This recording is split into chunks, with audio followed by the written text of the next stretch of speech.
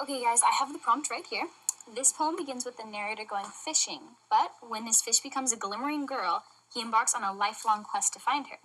What do both the character and the song Wandering Aegnus have to say about the nature of human yearning? Thank you, Sam. Okay, so let's talk about yearning. Everyone at this table has yearned for stuff, right? Mm-hmm. Yes, I have yearned for things. I'm yearning for my driver's license right now, actually. Well, see, you think you're making a joke, Drew, but that's actually a very real kind of yearning. When you're daydreaming about getting your license, what's that really about? It's about wishing for freedom, you know? It's about self-determination, too. You know, adventure. You can go places in a car that you couldn't go if you had to ask your parents to take you there. That's great, Aiden.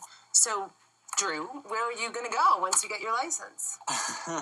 I don't know. Anywhere, I guess. I just want to go places. Well, it doesn't really matter. He's just got this fire in his head, you know? It's like it's like the same reason that the narrator goes wandering through the woods. Ah, fire burning in my head. Funny. But the fact is that you all know quite a bit about what this poem is already about. The desire to quiet your own mind or pursue something magical. These are the kinds of things that can define an entire life. Yeah, but wait a minute. It seems like the only magical part is at the beginning when he's a kid, isn't it? When he's well, it never specifically says he's a kid, but... Okay, that's true, but the words and images just give me a sense of innocence. Okay, that's great, but can you give us some examples? Okay, well, like here. Hooked a berry to a thread. He makes his fishing stuff by himself, and it's like, I don't know, miniature stuff. It just gives me a sense of youth. Okay, yeah, I get that. Like it's a stream, not a river. Yeah. Hey, what he catches is a tiny silver trout, not a big, like a whale or... Yeah, exactly. And this poor kid has no idea his life is about to get way, way more complicated. What's funny about that? Well, one word. Girls. Wait, what's so bad about the girl? The narrator describes her as beautiful. I mean, she's glimmering with this apple blossom in her hair. Yeah, and then she leaves him. She calls his name and then she runs away. Total flirt. Chase me, Angus. Cute. So, I wasn't sure if we were supposed to get that she dumped him or did she die? Where do you see an indication that she dies? Oh, she, faded through the brightening air. It sounds kind of ghostly to me. Well, maybe she's just a mirage in the first place, like something that he dreamed up. She could represent like a romantic desire or a mystical symbol of some sort. You got something else for us, Aiden? Remember what I said about him feeling young at the beginning? Yeah. Well, there's definitely a sense of aging in here. Keep going with that. Okay. Well, time goes by stanza in this poem. At first, he's a kid catching a fish. Then, it seems more like he's a young man in love. And at the end, he's an old man. Just wandering the hills going, oh, where'd that girl go? No, but see, it's more romantic than that. Listen, he says, I will find out where she has gone. And he actually thinks he's going to find her, too, whatever she represents. You're kidding, right? What do you mean, okay? He says, I will kiss her lips and take her hands and walk among long dappled grass. He has the whole thing figured out. What? Well, Sam, Angus says that he's old with wandering through hollow lands and hilly lands. I mean, the old guy probably doesn't look that hot anymore, right? Okay, first of all, this isn't all about looks, right? And second of all, Angus is pretty optimistic, I would say. Now, where do you see evidence of optimism, Sam? Well, I don't know. It's like the whole thing, though. It's just, it's so pretty. It's full of moth-like stars and moon apples. Okay, so it's pretty.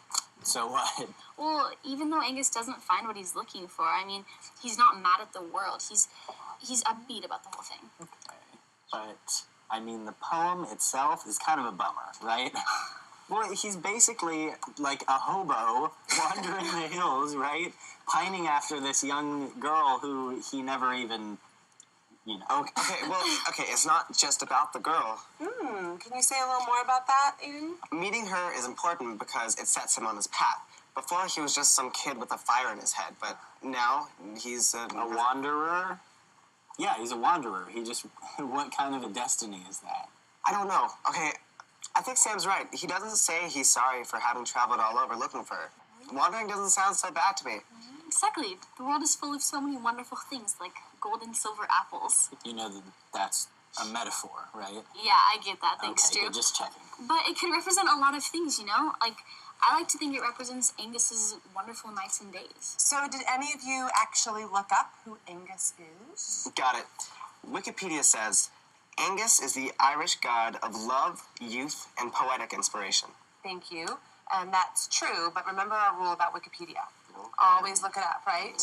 Double check. Yes, accurate. Okay, so we talked about love. We talked about youth. What about poetic inspiration? I guess Aegnus inspired Yeats. Or Yeats? It's Yeats. Got Okay, it. but it's called The Song of Wandering Aengus. So it's Angus's song. So does that mean Aegnus is the one who's inspired? By watching a fish turn into a girl. Or losing that girl. I get what you mean. You know, it's like love songs. Like, it's not about being in love. They're about losing the love. So then, what's the message here?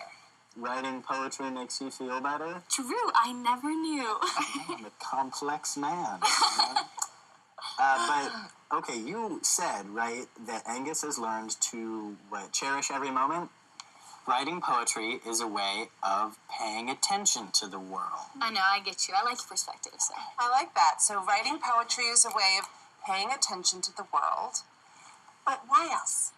Why is this story in the form of a poem and not like a story? Because a poem can communicate things that other forms can't. Right? Okay, which is...